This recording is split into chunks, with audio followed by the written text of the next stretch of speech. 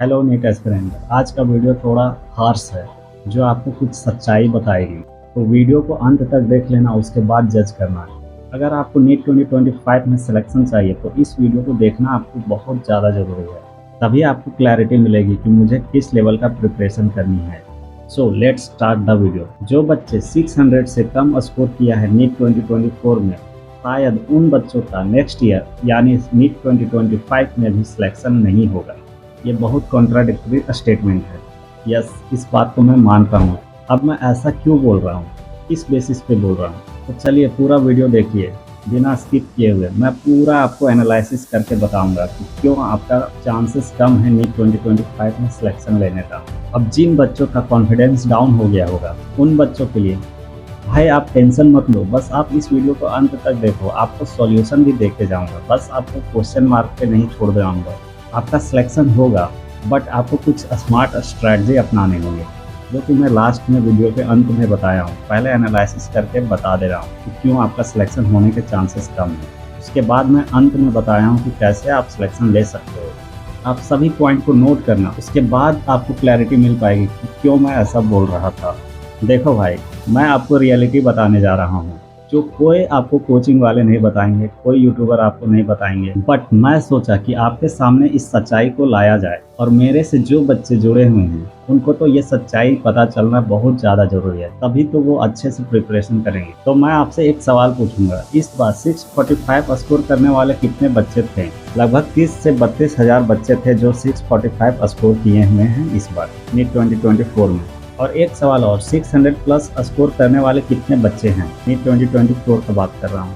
तो इसका आंसर है लगभग 25 to 80,000 स्टूडेंट ने 600 प्लस स्कोर किया है।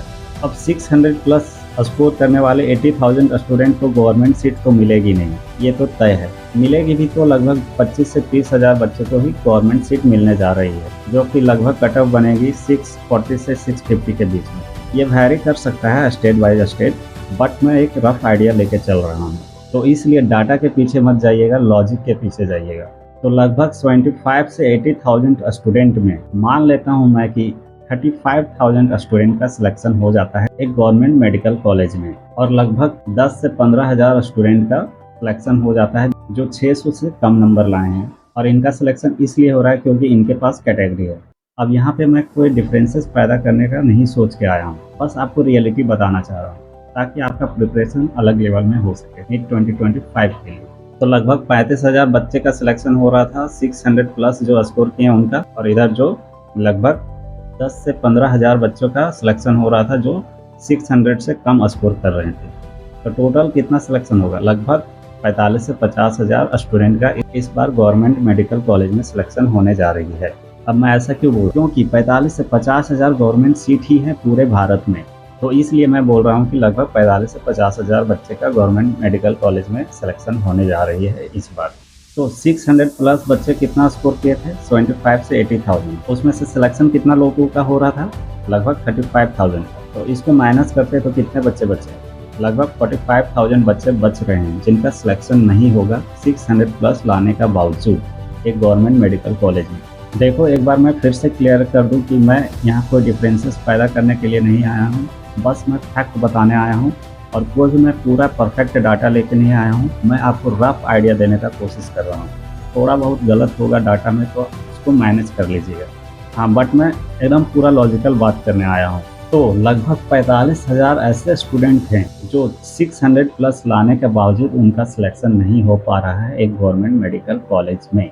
अब क्या ये बच्चे चुप बैठेंगे? इनको ड्रॉप लेने का मन नहीं होगा नेक्स्ट ईयर के लिए, नीट 2025 के लिए? यस होगा, मन तो होगा, बट सब बच्चे तो मोटिवेटेड नहीं रहेंगे ड्रॉप लेने के लिए। तो मैं एक रफ आइडिया ले लेता हूँ कि उन 45 हज़ार बच्चों में लगभग 40% बच्चे ड्रॉप लेना चाह रहे हैं, वो मोटिवेटेड हैं ड्रॉप लेने के लिए। और वो 40% बच्चे होते हैं लगभग 15 से 18 हज़ार बच्चे मान लेता हूँ, जो कि ड्रॉप लेना चाह रहे हैं। तो यही 15 से 18 हज़ार बच्चे नेक्स्ट ईयर टॉपर भी बनेंगे और गवर्नमेंट मेडिकल कॉलेज में सिलेक्शन भी लेंगे, ऐसा मैं मान रहा हूँ। बट इसमें भी पूरी सच्चाई नहीं है कि इन 18 हज़ार बच्चे ही सिलेक्शन लेने जा रहे हैं।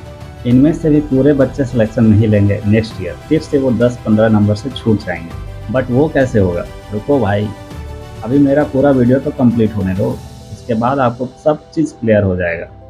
अब आता हूँ मैं जनरल कैटेगरी वाले बच्चों पे, तो उनका सिलेक्शन कितना रैंक तक हो जाती है। लगभग मैं मान लेता हूँ कि 25 से 26,000 रैंक तक उनका सिलेक्शन हो जाता है। यह स्टेट वाइज वैरी करता है।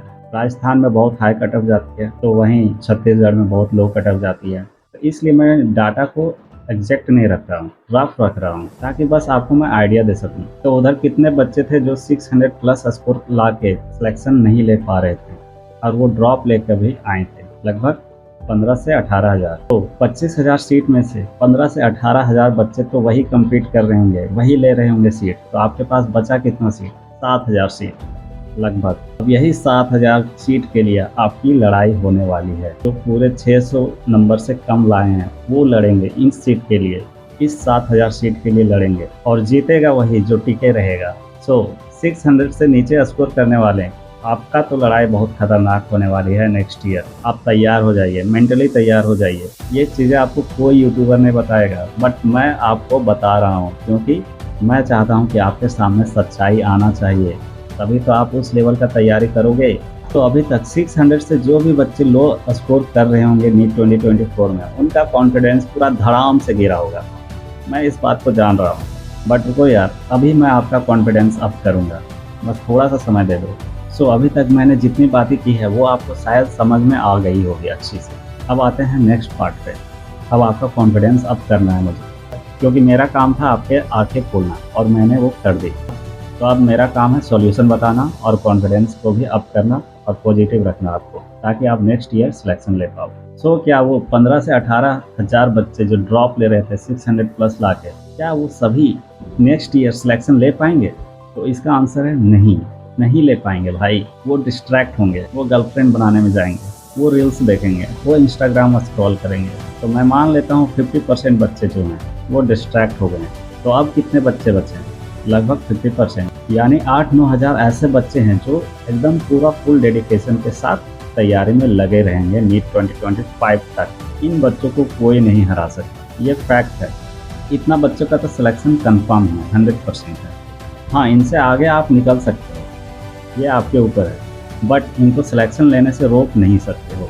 तो अब कितना वैकेंट सीट रह गया आपके सामने, यानी कि 9,000 इधर बच गए और उधर 7,000 थे।